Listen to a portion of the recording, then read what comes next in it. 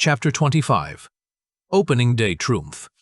After another long day of studying and a final lab session that actually went well, Marcus felt relief as he settled into sleep. For once, he could focus his energy entirely on studying because he didn't have pressing problems to solve in Valdres. The advertising campaign was set, the soaps were ready, and tomorrow would reveal whether his innovations would succeed. Marcus woke to the familiar sounds of room 47, but today felt different. His grandfather was already awake, carefully arranging his few possessions. Grandfather, you're coming to the shop with me today. We need another hand for the counter, and I want you to see something special. What's this about, Marcus? You've been secretive about your work lately. It's a big day today. Everything we've been working toward comes together today. His grandfather studied Marcus's confident expression. You sound certain of success.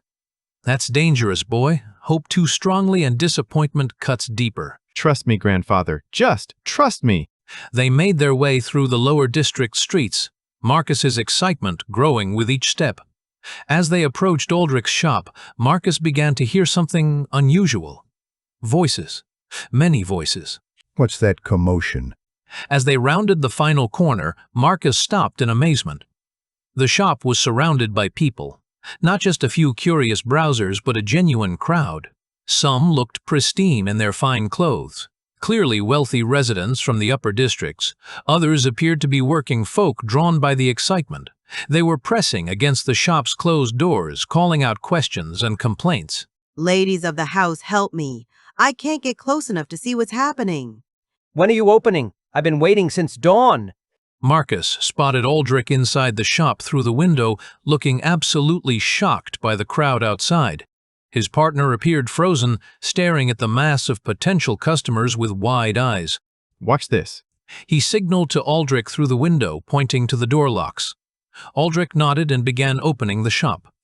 The moment the doors opened, people flooded in like water through a broken dam. Most of the crowd remained outside, unable to fit through the doorway, but those who made it inside immediately began examining the displayed soaps and asking rapid-fire questions.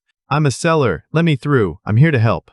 He managed to squeeze inside, where he found Aldrich looking completely overwhelmed, and Sarah frantically trying to handle money and answer questions simultaneously.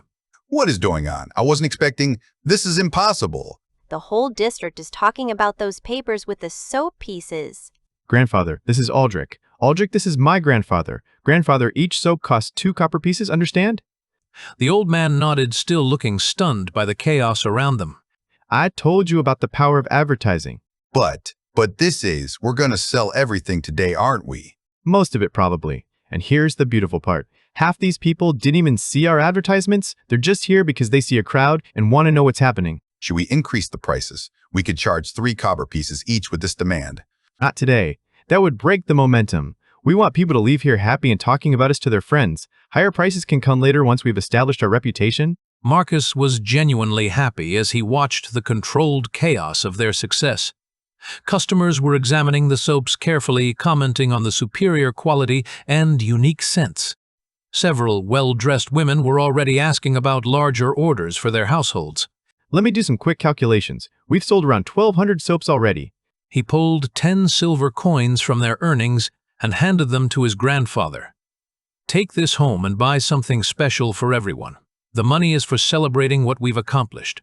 Marcus, this is more money than our family has seen in months. There's more where that came from, Grandfather. Go home, rest, and tell everyone that better days are coming.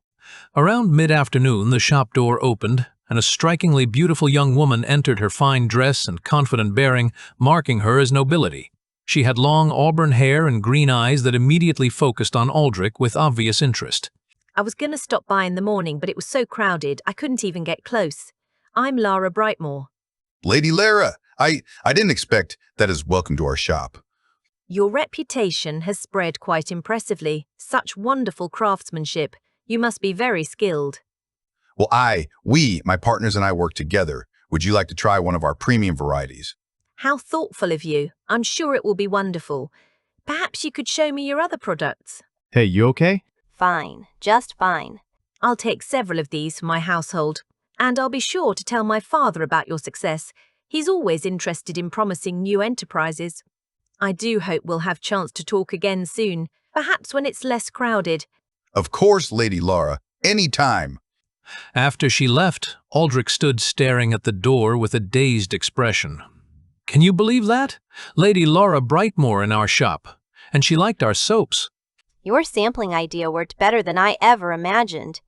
People kept saying they'd never smelled anything so wonderful and they had to know where it came from. And the advertisements themselves were perfect. Even people who couldn't read them well understood the quality message from the soap samples. Tomorrow, we start planning the next batch. But tonight, we celebrate. He walked home through the lower district streets, noticing that people were already talking about the soap shop and the mysterious new products that had appeared. Word was spreading exactly as he'd hoped, creating anticipation for their next production run. When Marcus arrived at room 47, everyone was already sleeping, but he could see evidence of his grandfather's shopping. Fresh bread, some dried fruit, and even a small piece of cheese sat carefully wrapped on their shared table. Marcus settled into his sleeping space, genuinely happy and optimistic about the future.